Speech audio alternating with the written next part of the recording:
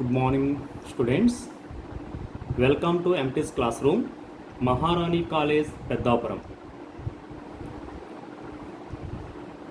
Third BSc chemistry elective పేపర్లో unit 4లో మనం chemical toxicology అనే లెసన్ చెప్పుకోవడం జరుగుతుంది. ఈ లెసన్ సంబంధించి ఆల్రెడీ మనం లాస్ట్ 2 క్లాస్లో చూడడం జరిగింది. ఈరోజు క్లాస్లో మనం మెర్క్యూరీ యొక్క టాక్సిక్ ఎఫెక్ట్ ఎలా ఉంటుంది అనేది చూద్దాం.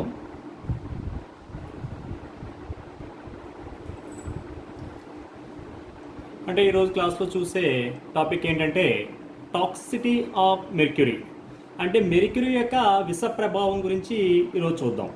అయితే మెర్క్యూరీ విష ప్రభావం చూసే ముందు మెర్క్యూరీ అనేది లభించే స్థానాలు ఏంటి, అంటే మెర్క్యూరీ అనేది ఏ విధంగా లభిస్తుంది, అంటే దాని సోర్సెస్ ఏంటనేది చూస్తే కనుక ఆ సోర్సెస్లో ఫస్ట్ వన్ చూడండి. It is available in earth crust for 0.0003% in the form of silver mineral, that is HgS, అంటే మెర్క్యూరిక్ సల్ఫైడ్ అనమాట.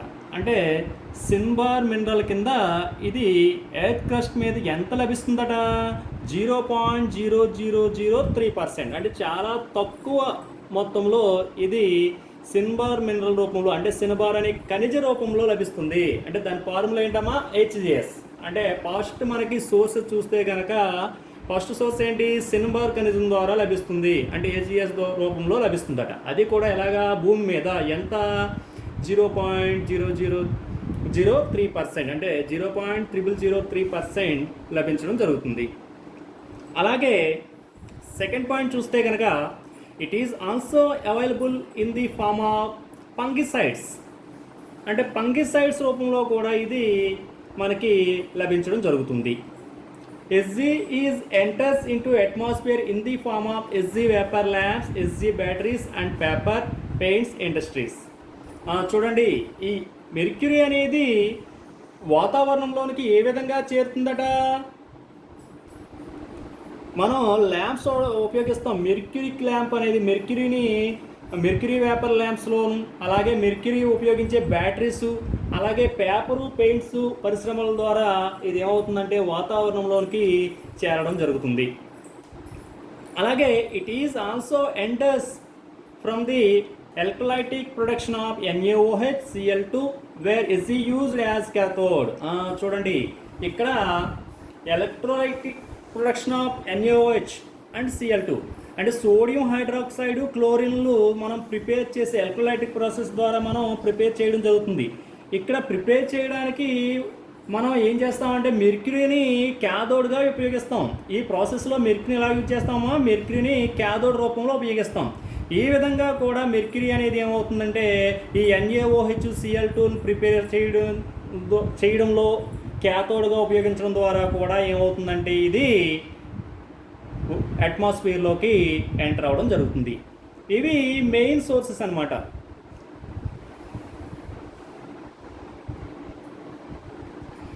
నెక్స్ట్ సోర్సెస్ చెప్పడం అయిన తర్వాత మనం చూడవలసింది ఏంటంటే టాక్సిక్ ఎఫెక్ట్స్ ఆఫ్ మెర్క్యూరీ, అంటే మెర్క్యూరీ యొక్క విష ప్రభావాలు ఏ విధంగా ఉంటుంది, మెర్క్యూరీ యొక్క విష ప్రభావం అనేది ఏ విధంగా ఉంటుందో చూస్తే కనుక ఫస్ట్ పాయింట్ చూడండి అమ్మా.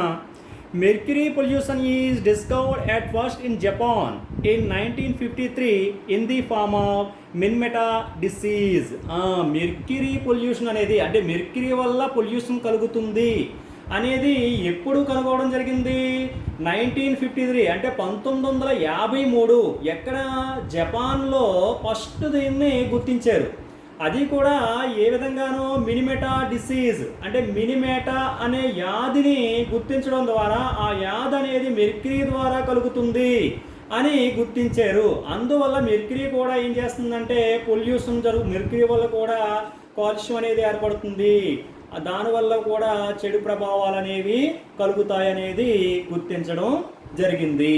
అంటే ఎక్కడమ్మా, జపాన్లో 1953లో మినిమెటా అనే వ్యాధిని గుర్తించడం ద్వారా మెర్క్యూరీ పొల్యూషన్ని గుర్తించారు. ఇంకా సెకండ్ పాయింట్ చూస్తే కనుక mercury vapour is toxic and inhaled can cause lungs damage and brain damage. చూడండి, మెర్క్యూరీ యొక్క వేపర్, అంటే మెర్క్యూరీ యొక్క బాష్పం అనే దాన్ని మనం పీల్చడం ద్వారా ఏమవుతుందంటే లంగ్స్ మరియు బ్రెయిన్ అనేది డ్యామేజ్ జరగడం జరుగుతుందట. అలాగే కాంపౌండ్స్ వచ్చేసి అంటే మెర్క్యూరీ అనేది కలిసి ఉండే సమ్మేళనాలు ఏవైతే ఉంటాయో అవి వాటి వల్ల కూడా మనకి ఏమవుతుందంటే ఎఫెక్ట్స్ అనేవి లేదా చెడు ప్రభావం అనేది కలుగుతుంది. అంటే మెర్క్యూరీ అనేది కలిగి ఉండే కాంపౌండ్ చూస్తే కనుక ఏమంట HgCl2 అంటే mercury chloride, Hg2Cl2 mercury trichloride లాంటివి, అలాగే SgO మెర్క్యూరీ ఆక్సైడ్ లాంటివి కూడా అవి ఏంటనమాట పాయిజనస్ అనమాట. ఇఫ్ ఈటెన్ వాటిని మనం తినడం ద్వారా ఏమవుతుందంటే అది పాయిజనస్ అనేది లేదా చెడు ప్రభావాన్ని కలిగిస్తాయి అన్నమాట. ఇంక ఫోర్త్ పాయింట్ చూస్తే mercury is a cumulative poison. There is no method for extracting it from the body. Cumulative అంటే లోపల ఒకవేళ మెర్క్యూరీ అనేది లోపలికి వెళ్ళిపోతే దాన్ని బయటికి మనం అంటే బాడీ నుండి అంటే శరీరం నుండి బయటికి మనం ఎక్స్ట్రాక్ట్ చేయలేనటువంటి పాయిజనస్ మెటల్ అనమాట మెర్క్యూరీ అనేది. ఇంక ఫిఫ్త్ పాయింట్ చూస్తే alkyl and aryl mercury compounds cause brain damage giving numbness, loss of vision, deafness, madness and finally death. చూడండమ్మా, ఆల్కైల్ లేదా ఎరైల్ అంటే ఆలిపాటిక్ లేదా ఆరోమేటిక్ కాంపౌండ్స్తో కనుక మెర్క్యూరీ మెటల్ అనేది కలిసి కాంపౌండ్స్ని ఫామ్ చేస్తే ఆ కాంపౌండ్స్ వల్ల చాలా మనకి అనర్థాలు లేదా చెడు ప్రభావాలు లేదా ఎఫెక్ట్స్ అనేవి కలుగుతాయి. అవేంటట బ్రెయిన్ డ్యామేజ్ అనేది, నమ్మనెస్ అనేది, లాస్ ఆఫ్ విజన్ అంటే కంటి చూపు అనేది మందగించడం, డెఫ్నెస్, అలాగే మ్యాడ్నెస్ మానసికంగా వికలాంగులు అవ్వడం, ఫైనల్గా డెత్ కూడా సంభవిస్తుందట. అంటే ఏవి దేనివల్ల ఎఫెక్ట్ అవుతే ఆల్కైల్ లేదా ఎరైల్ మెర్క్యూరీ కాంపౌండ్స్ వల్ల ఎఫెక్ట్ అయితే కనుక డెత్ అనేది కూడా సంభవిస్తుంది ఫైనల్గా. అంటే ముందు మనకి విజన్ అంటే కంటి చూపు తగ్గిపోవడం, డెఫ్నెస్, మ్యాడ్నెస్ ఇలాంటివి ముందు వస్తాయి. దీని తర్వాత ఫైనల్గా మనకి ఏమవుతుందంటే డెత్ అనేది కూడా రావడం జరుగుతుంది. ఇంకా నెక్స్ట్ పాయింట్ చూస్తే it causes electrolyte imbalance, liver damage. Electrolyte imbalance అంటే మన శరీరంలో మన జీర్ణ వ్యవస్థ అనేది సరిగ్గా పనిచేయడానికి కావాల్సిన ఎలక్ట్రోలైట్స్ అనేవి మనకి అవసరం. ఆ ఎలక్ట్రోలైట్స్ యొక్క ఇంబ్యాలెన్స్ అంటే సమతుల్యత అనేది దెబ్బతింటుంది. అలాగే లివర్ అనేది కూడా సేమ్ అందువల్ల ఏమవుతుంది, జీర్ణ వ్యవస్థ ఎప్పుడైతే ఇంబ్యాలెన్స్ అయ్యిందో ఏమవుతుందంటే లివర్ అనేది ఏమవుతుందంటే డ్యామేజ్ అవుతుంది. Next methyl mercury effects chromosomes and cell. ఈ మిథైల్ అంటే మెర్క్యూరీ అనేది మిథైల్తో కలిసి ఏర్పరిచే కాంపౌండ్ వల్ల ఏమవుతుందంటే క్రోమోజోమ్స్ అలాగే మన బాడీలో ఉండే సెల్ డికంపోజిషన్ అనేది ఏమంటే సెల్స్ అనేవి ఏమవుతాయంటే డికంపోజిషన్ అవ్వడం జరుగుతుంది. క్రోమోజోమ్స్ అలాగే సెల్స్ అనేవి ఏమవుతాయమ్మా డికంపోజిషన్ అనేది అంటే విచ్ఛిన్నం జరుగుతాయి అన్నమాట. సెల్స్ అనేవి కణాలు అనేది ఏమవుతాయంటే విచ్ఛిన్నం జరిగిపోతాయి. దీనివల్ల మిథైల్ మెర్క్యూరీ అనేది మన శరీరంలోకి ఎంటర్ అవ్వడం ద్వారా. అలాగే mercury poison causes vomiting and headache. Mercury అనేది ఏమవుతుందమ్మా మెర్క్యూరీ పాయిజనస్ అనేది మనం ఎఫెక్ట్ అవుతే కనుక వామిటింగ్స్, హెడేక్ అనేవి కూడా రావడం జరుగుతుంది. అంటే ఇప్పుడు మనం సోర్సెస్ చూసాము, తర్వాత ఏంటంటే ఎఫెక్ట్ చూసాము. ఇప్పుడు దీన్ని ఏ విధంగా కంట్రోల్ చేయొచ్చు, ఈ కంట్రోలింగ్ మెథడ్ చూద్దాం. కంట్రోలింగ్ మెథడ్ చూస్తే కనుక ఫస్ట్ మెథడ్ ఏంటంటే the best treatment for mercury poisoning is a dosage of a chelating agent like EDTA. It can form stable complex with Hg+2. చూడండమ్మా, ఇది ఏం చేస్తున్నాడంటే కంట్రోల్ మెథడ్స్లో ఫస్ట్ ట్రీట్మెంట్ కింద దేన్ని యూజ్ చేస్తున్నాడట, ఎవరైతే మెర్క్యూరీ పాయిజనస్ ద్వారా ఎఫెక్ట్ అయ్యారో ఆ పర్సన్కి ఏం చేస్తారంటే కీలేటింగ్ ఏజెంట్ అంటే ఈడిటిఏ లాంటిది తీసుకుంటాం. ఈడిటిఏ అంటే ఏంటమ్మా ఇథిలిన్ డైమిన్ టెట్రాఎస్టిక్ యాసిడ్. ఈ ఈడిటిఏకి ఒక స్పెషల్ ప్రాపర్టీ ఉంది. ఏంటమ్మా మెటల్స్తో కలిసి కాంప్లెక్స్ని ఫామ్ చేస్తుంది అనమాట. అంటే ఏవైతే మెటల్ అయాన్స్ ఉంటాయో ఆ మెటల్ అయాన్స్తో కలిసి కాంప్లెక్స్ని ఫామ్ చేస్తాయి, స్టేబుల్ కాంప్లెక్స్ని ఫామ్ చేస్తాయి అనమాట. ఎప్పుడైతే మన బాడీలో ఈ మెర్క్యూరీ మెటల్ అనేది ఉంది అని ఎఫెక్ట్ అయ్యిందో అనుకుంటున్నామో ఏం చేస్తామంటే ఈడిటీ అని ఏం చేస్తే సెలైన్ ద్వారా కానీ ఇంజెక్షన్ ద్వారా కానీ లోపల పంపించడం ద్వారా ఈ ఈడిటీ ఏం చేస్తుందంటే మన బాడీలో ఉండే మెర్క్యూరీ అంటే Hg+2 అయాన్స్తో కలిసి ఒక కాంప్లెక్స్ని ఫామ్ చేస్తుంది. ఈ కాంప్లెక్స్ను మనం ఏం చేస్తామంటే రిమూవ్ చేయడం ద్వారా మన బాడీ నుండి ఏం చేస్తామంటే మెర్క్యూరిక్ మెటల్ అనే దాన్ని రిమూవ్ చేయడం జరుగుతుంది. సెకండ్ పాయింట్ చూస్తే కనుక to control mercury based fungicides pesticide industries. చూడండి, ఈ మెర్క్యూరీ అనేది మనకి ఫంగిసైడ్స్లోను అలాగే పెస్టిసైడ్స్ వాడడం ద్వారా మనకి ఏమవుతుంది, అది అట్మాస్ఫియర్లోకి లేదా ఎన్విరాన్మెంట్లోకి చేరుతుందని సోర్సెస్లో చూసాం. అందువల్ల ఫంగిసైడ్స్ పెస్టిసైడ్స్ ఇండస్ట్రీని ఏం చేయాలి, కంట్రోల్ చేయాలి, చాలా మట్టుకి తగ్గించాలన్నమాట. అంటే వ్యవసాయంలో మనం ఈ ఫంగిసైడ్స్ పెస్టిసైడ్స్ని వాడకం తగ్గించడం ద్వారా ఎప్పుడైతే మనం వాడకం తగ్గించామో ఇండస్ట్రీల్లో కూడా అది ప్రిపరేషన్ అనేది కూడా తగ్గిపోతుంది. ఈ విధంగా ఈ ఫంగిసైడ్స్ పెస్టిసైడ్స్ ఇండస్ట్రియల్ని కంట్రోల్ చేయడం ద్వారా మెర్క్యూరీ అనే దాన్ని మనం ఏం చేయొచ్చు అనమాట, కంట్రోల్ చేయొచ్చు. ఇందాక మనం ఒకటి చెప్పాను, సోడియం హైడ్రాక్సైడ్ క్లోరిన్ ఇలాంటి వాటిని ప్రిపేర్ చేయడానికి క్యాథోడ్గా మెర్క్యూరీని వాడడం జరుగుతుందని చెప్పాం. అందువల్ల మెర్క్యూరీ క్యాథోడ్కి బదులుగా డయాఫ్రమ్ సెల్స్ అనే వాటిని వాడడం ద్వారా, అంటే మెర్క్యూరీ క్యాథోడ్ బదులుగా డయాఫ్రమ్ సెల్స్ అనేవి వాడితే కనుక ఎలక్ట్రోడ్గా మనం ఏం చేయొచ్చు, ఈ మెర్క్యూరీ అనేది అట్మాస్ఫియర్లోకి ఎంటర్ అవ్వకుండా మనం చేయొచ్చు అనమాట. అలాగే ఇంకా ఇంజెక్షన్ రూపంలో మనకి చేయడం ద్వారా ఏం చేస్తామట, ఈ మెర్క్యూరీ పాయిజనస్ని కంట్రోల్ చేయొచ్చు. ఎలాగట, ఎటువంటి ఇంజెక్షను, డైమెర్కాప్ట్రోల్ ఆర్ ఎన్ఎస్టైల్ డిఎల్ పెన్సిలియమైన్ అని రెండాటిలో ఏదో ఒక ఇంజెక్షన్ మనం తీసుకోవడం యూజ్ చేయడం ద్వారా ఏం చేస్తామంటే Hg పాయిజనస్ను మనం ఏం చేయొచ్చు, కంట్రోల్ చేయొచ్చు.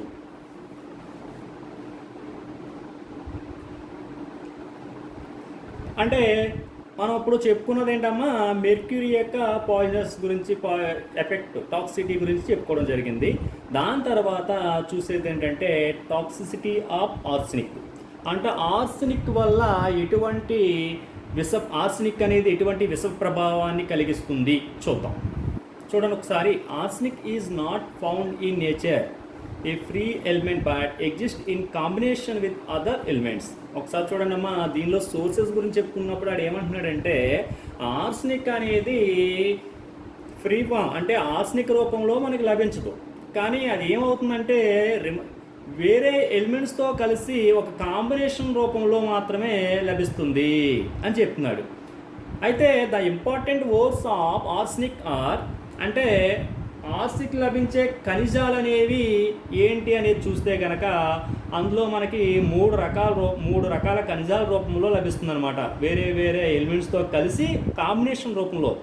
అంటే ఆర్సెనిక్ అనేది ఒకే ఎలిమెంట్ రూపంలో కాకుండా, అంటే ఫ్రీ ఆర్సెనిక్ రూపంలో కాకుండా ఇతర ఎలిమెంట్స్తో కంబైండ్ అయ్యేది లభిస్తుంది. అలాంటి వాటిని ఏమంటామంటే ఓర్స్ అంటాము.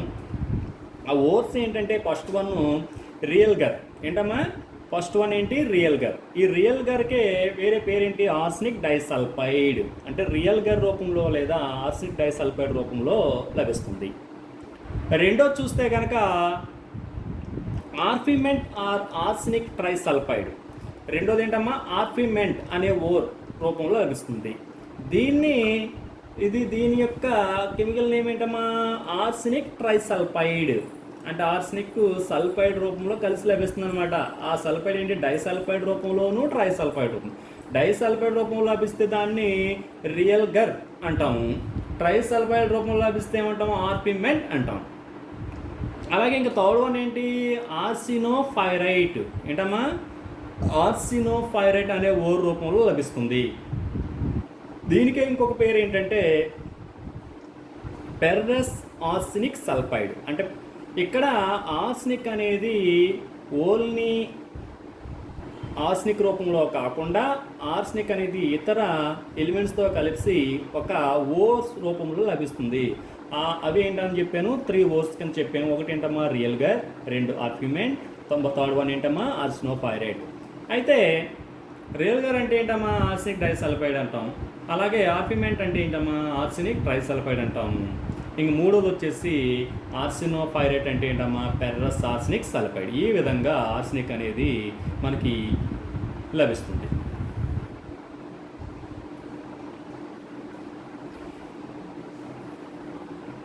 అయితే ఈ ఆర్సనిక్ అనేది యొక్క నేచర్ని బట్టి ఇది ఏమవుతుందంటే మనకి టాక్సిక్ నేచర్ అనేది కూడా పెరుగుతుంది. ఆర్సనిక్ యొక్క నేచర్ని బట్టి ఏమవుతుందమ్మా, టాక్సిసిటీ అనేది పెరుగుతుంది.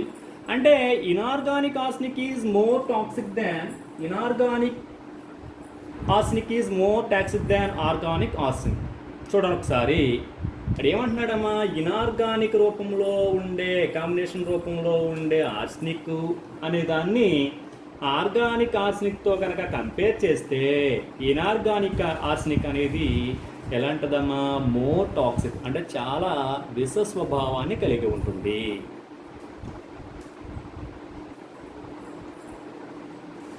అలాగే ఆర్సనిక్ యొక్క వ్యాలెన్సీని బట్టి కూడా ఏమవుతుందంటే విష ప్రభావం అనేది పెరుగుతుందట. చూడండి, trivalent form is about 60 times more toxic than the pentavalent arsenic form. Arsenic అనే దాని యొక్క వ్యాలెన్సీ అనేది +3 రూపంలో ఉండేదాన్ని, అలాగే +5 రూపంలో ఉండేదాన్ని, ఈ రెండాటిని కంపేర్ చేస్తే +3 రూపంలో ఉండేది +5 రూపంలో ఉండేదానికన్నా 60 times అంటే 60 అంటమ్మా 60 times మోర్ టాక్సిక్ అట. అంటే ఆర్సనిక్ +3 రూపంలో ఉన్నది చాలా ఎక్కువ విష ప్రభావాన్ని కలిగి ఉంటుందన్నమాట. అలాగే ఈ ఆర్సనిక్ +3 రూపంలో ఉండేదే ఈజీగా ఏమవుతుందంటే వాటర్లో సాల్యుబుల్ అయిపోతుంది అనమాట. ఈజీగా ఏమవుతుందమ్మా, వాటర్లో కూడా సాల్యుబుల్ అయిపోతుంది. అందువల్ల ఈ విధంగా ఏదైతే వాటర్లో డిజాల్వ్ అయిందో అది ఏమవుతుందంటే ఏ విధంగా అంటే ఈ వాటర్లో ఏ విధంగా కలుస్తుందట, న్యాచురల్ ప్రాసెస్ల ద్వారా కొంత కలిస్తే, అలాగే హ్యూమన్ మేడ్ అంటే మానవ తప్పిదాలు మానవులు చేసే కార్యకలాపాల వల్ల కొంత ఏమవుతుందంటే ఈ ఆర్సనిక్ అనేది వాటర్లో కలవడం జరుగుతుంది. అలాగే చూస్తే కనుక Bangladesh and West Bengal states of India are most affected arsenic in drinking water. మనం ఇండియాలో గనక అన్ని ప్రాంతాలని పరిశీలించినప్పుడు బంగ్లాదేశ్ మరియు వెస్ట్ బెంగాల్ ఇవి ఏమవుతుందంటే అక్కడుండే డ్రింకింగ్ వాటర్ అనేది ఆర్సనిక్ ద్వారా ఎఫెక్ట్ అయ్యి ఉంటాయట. అంటే బంగ్లాదేశ్ మరియు వెస్ట్ బెంగాల్లో ఉండే డ్రింకింగ్ వాటర్లో ఆర్సనిక్ శాతం అనేది రిమైనింగ్ స్టేట్స్తో కంపేర్ చేసినప్పుడు ఎక్కువగా ఉంటుందన్నమాట.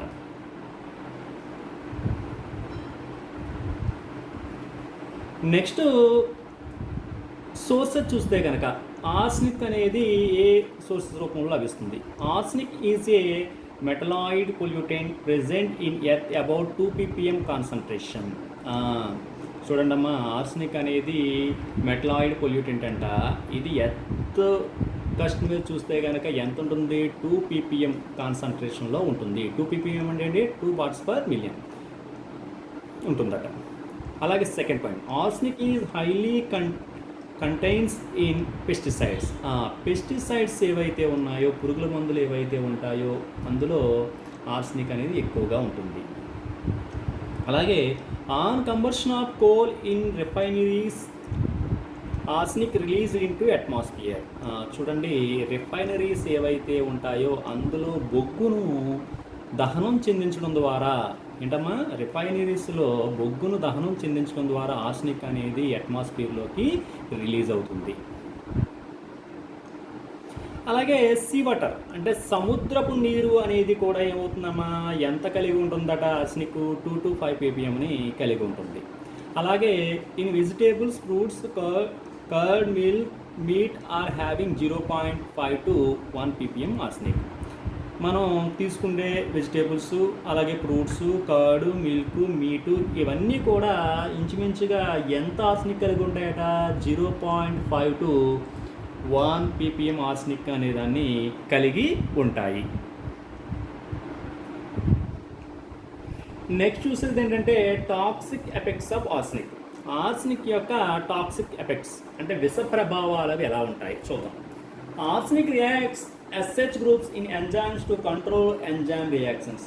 అంటే మన శరీరంలో ఉండే ఎంజైమ్స్లో ఎస్హెచ్ అనే గ్రూపులు ఉంటాయి. ఏంటమ్మా? ఎస్హెచ్ అనే గ్రూపులు ఉంటే కనుక ఈ గ్రూపులతో ఈ ఆర్సనిక్ అనేది రియాక్ట్ అయ్యి ఆ ఎంజైమ్ యొక్క రియాక్షన్ ఏం చేస్తాయంటే కంట్రోల్ చేసేస్తాయి అనమాట. ఆ ఎంజైమ్ యొక్క రియాక్షన్ సరిగ్గా జరగకుండా చేస్తాయి. అలాగే ఆర్సనిక్ అనేది +3 వ్యాలెన్సీ ఉన్న కాంపౌండ్స్ ఏవైతే ఉన్నాయో అవి ఏం చేస్తాయట, ప్రోటీన్స్తో కలిసి ప్రోటీన్ ఏం చేస్తాయంటే వాటిని విషపూరితం చేసేస్తాయి. చూడండి, arsenic 3 compounds are coagulate to protein, they change into poisonous. అలాగే it also cause vomiting, diarrhoea. ఈ ఆర్సనిక్ అనేది మన శరీరంలో చేయడం ద్వారా మనకి వచ్చే లక్షణాలు ఏంటంటే వామిటింగ్స్ వస్తాయి, అలాగే డయేరియా అనేది రావడం జరుగుతుంది. అయితే అది తక్కువ మోతాదులో అంటే చాలా తక్కువ మోతాదులో కనుక శరీరంలో చేరితే వామిటింగ్స్, డయేరియా రావడం జరుగుతుంది. అదే ఎక్కువగా ఏంటంటే సివియర్ పాయిజనింగ్, బాగా ఎక్కువ ఆర్సనిక్ ద్వారా మనం ఎఫెక్ట్ అవుతే కనుక ఏమవుతుందంటే డెత్ అనేది కూడా సంభవిస్తుంది ఇన్ ఏ షార్ట్ పీరియడ్. చాలా తక్కువ టైంలో ఏమవుతుందంటే డెత్ అనేది కూడా ఏమవుతుందమ్మా సంభవిస్తుంది. అలాగే ఆర్సనిక్ టాక్సిటీ లేదా ఎఫెక్ట్ వల్ల ఏం జరుగుతుందట, it causes liver enlargement, myocardial degradation. Liver enlargement అంటే లివర్ అనేది అంటే అది ఉండవలసిన సైజు కన్నా ఎక్కువగా పెరిగిపోవడం జరుగుతుంది. ఎందువల్ల? ఆర్సనిక్ అనేది విష ప్రభావం వల్ల. అలాగే ఆర్సనిక్ విష ప్రభావం వల్ల ఏం కలుగుతుందట, it causes goitre and skin cancer. Goitre అంటే గొంతుకు సంబంధించిన వ్యాధులని గాయిటర్ అంటాం. అలాగే చర్మ సంబంధించిన క్యాన్సర్ అంటే స్కిన్ క్యాన్సర్ అనేవి కూడా ఈ ఆర్సనిక్ అనేది టాక్సిసిటీ వల్ల కలుగుతాయి. ఇక ఆర్సనిక్ ఎఫెక్ట్ చూసిన తర్వాత మనం చూడవలసింది ఏంటంటే కంట్రోల్ మెథడ్స్. ఈ కంట్రోల్ మెథడ్స్లో ఫస్ట్ది ఏంటంటే అబ్జార్ప్షన్. ఫస్ట్ మెథడ్ ఏంటమ్మా? అబ్జార్ప్షన్. రెండోది కోప్రెసిపిటేషన్. అయితే అబ్జార్ప్షన్ గురించి చూద్దాం. In this method activated alumina ఏంటమ్మా? యాక్టివేటెడ్ అల్యూమినా, దాని ఫార్ములా ఏంటి? Al2O3. Iron coated sand ion exchange resins are used to absorb arsenic from the water. This method has high efficiency arsenic removal. అంటే arsenic అనేది ఎక్కువగా దేని ద్వారా మన శరీరంలో చేరుతుందని చెప్తున్నాము? నీటిలో కరిగి ఆ నీటిని మనం డ్రింకింగ్ వాటర్ అనేది మనం తీసుకోవడం ద్వారా ఆర్సనిక్ అనేది మనకి శరీరంలో చేరుతుంది. అందువల్ల ముందుగా ఈ వాటర్లో ఉండే ఆర్సనిక్ని మనం ఏం చేయాలి? రిమూవ్ చేయాలి. ఈ రిమూవ్ చేయడానికి అబ్జార్ప్షన్ అనే మెథడ్ని యూజ్ చేస్తాం. ఈ మెథడ్లో ఏం చేస్తామంటే యాక్టివేటెడ్ అల్యూమినాను, అలాగే iron coated sand, ion exchange resins are used.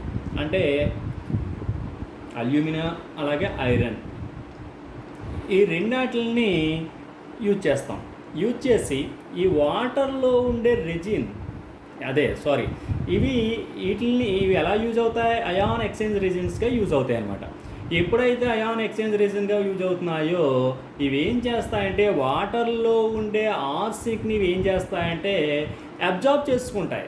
ఈ విధంగా అబ్జార్బ్ చేసుకోవడం ద్వారా ఏమవుతుందంటే దాన్ని వాటర్ నుండి రిమూవ్ చేస్తాం అన్నమాట. అయితే ఈ మెథడ్ అనేది చాలా ఎఫిషియన్సీగా పనిచేస్తుంది అనమాట. అంటే ఇది చాలా బాగా మనకి ఏమవుతుందంటే నీటిలో ఉండే ఆర్సనిక్ని రిమూవ్ చేయడానికి బాగా ఉపయోగపడే మెథడ్ అనమాట.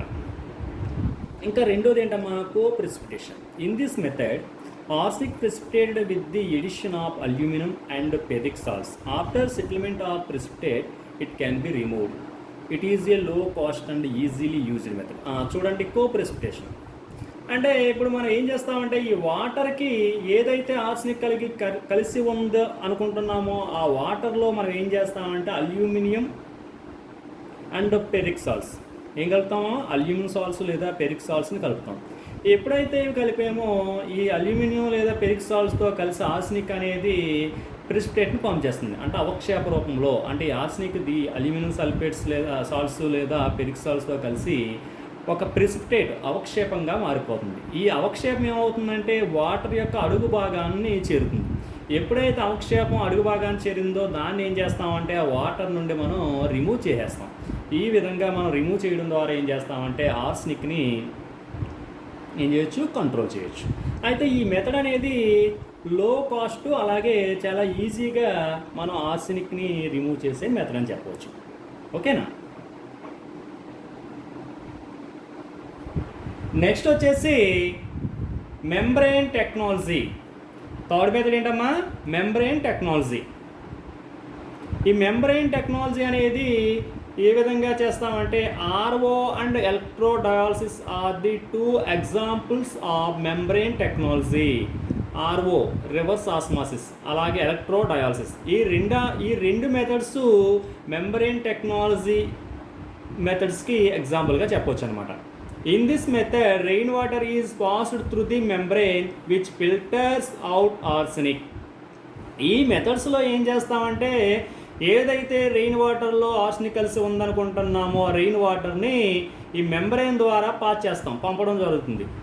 ఎప్పుడైతే ఈ మెంబ్రెయిన్ ద్వారా పంపించామో ఈ మెంబ్రెయిన్ అనేది ఏం చేస్తుందంటే అందులో ఉండే ఆర్సెనిక్ లాంటి అయాన్స్ని ఏం చేస్తుందంటే ఫిల్టర్ చేసేస్తుంది, అక్కడ ఆపేస్తుంది అనమాట. ఆపేసి ప్యూర్ వాటర్ని మాత్రమే బయటకు పంపుతుంది. ఈ విధంగా ఏం చేస్తామంటే ఆర్సెనిక్ని ఈ రెయిన్ వాటర్ నుంచి మనం ఏం చేయొచ్చు, రిమూవ్ చేయవచ్చు. Next fourth one, to provide arsenic free water to affected people a filter with the name Safla filter is being promoted by UN to remove arsenic at the household level. చూడండి,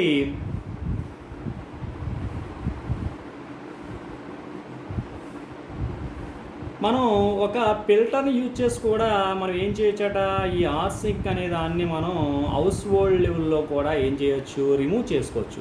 ఆ filter పేరు ఏంటమ్మా? సాఫ్లా filter. ఈ సాఫ్లా filter ద్వారా మనం ఏం చేస్తామంటే మనం వాడే వాటర్ని పంపినప్పుడు ఈ ఫిల్టర్ ఏం చేస్తుందంటే ఆర్సెనిక్ రిమూవ్ చేసేస్తుంది. ఈ రిమూవ్ చేయడం ద్వారా మనకి ఏమవుతుందంటే ప్యూర్ వాటర్ మాత్రమే మనము తీసుకోవడం జరుగుతుంది. ఈ విధంగా కూడా ఏం చేయొచ్చు, మనం ఆర్సెనిక్ని రిమూవ్ చేయవచ్చు. అలాగే నెక్స్ట్ లాస్ట్ మెథడ్ ఏంటంటే 2,3 dimercaptopropanol is used as antidote of arsenic poison. Arsenic poison అనే అయితే కనుక దానికి వాడే మెడిసిన్ ఏంటంటే 2,3 డైమర్ క్యాప్టోప్రోపనాల్ అనే దాన్ని యాంటీడోస్ కింద ఇచ్చి ఆర్సెనిక్ పాయిజన్ నుంచి మనం రక్షించవచ్చు అనమాట ఎవరినైనా సరే.